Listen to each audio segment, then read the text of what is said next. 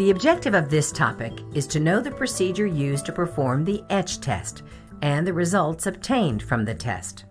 The etch test consists of cutting a specimen transverse to the weld axis, applying an etching solution, and inspecting the exposed surface. This form of destructive testing is an excellent method for determining the soundness of weld metal and the metallurgical structure produced by the weld. The test outlines or defines the weld structure in relation to the base metal. The etched surface provides a contrast between the weld, heat-affected zone, and base metal. This form of testing is commonly referred to as metallographic examination. There are two types of metallographic tests, the macro etch and the micro etch.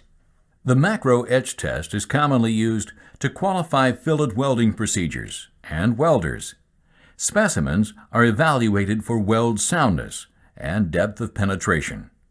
In this test, the coupon is cut transverse to the weld axis in one or more locations, and then ground smooth. In the case of carbon steel, the surface is etched with a solution of 1 part ammonium persulfate and 9 parts water, or etched with diluted hydrochloric acid. Safety precautions must always be observed when working with etchants such as hydrochloric acid. Some can cause serious burns if they contact the skin. The types of etchant will depend on the metal. Stainless steels require ferric chloride and hydrochloric acid. Aluminum requires sodium hydroxide. And nickel alloys require acetic and nitric acids. The etchant is normally applied at room temperature using a cotton swab or similar applicator. Etching begins the instant the solution is applied, although it may be necessary to continue rubbing the surface until there is a clear definition of the weld structure. After the surface is completely etched, it is washed in clean water and dried. When handling the specimen, the tester must take care not to touch the surface, since this could result in a fingerprint which may obscure the etch. The surface can be preserved by applying a thin coat of clear lacquer. The macro specimen is inspected by observing the etched surface without magnification or with magnifications less than 10 times.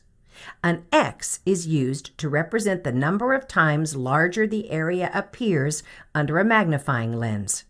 10x means that the area will appear 10 times larger than normal. Care must be taken not to misinterpret the size of a magnified defect.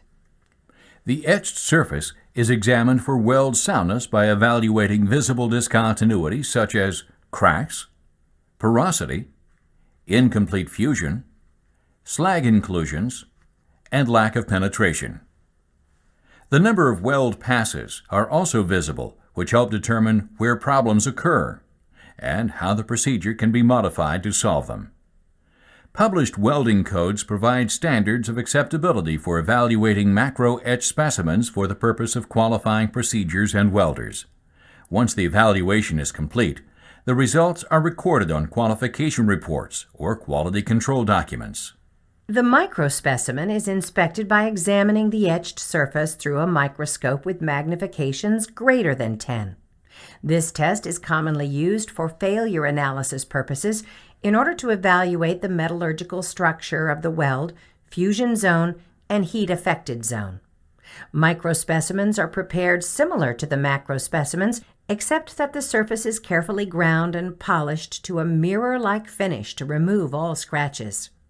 A metallographic etching solution is then applied to the surface.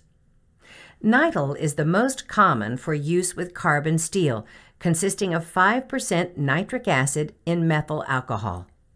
The surface is viewed through a microscope at high magnifications. Usually, a picture, called a micrograph, is taken.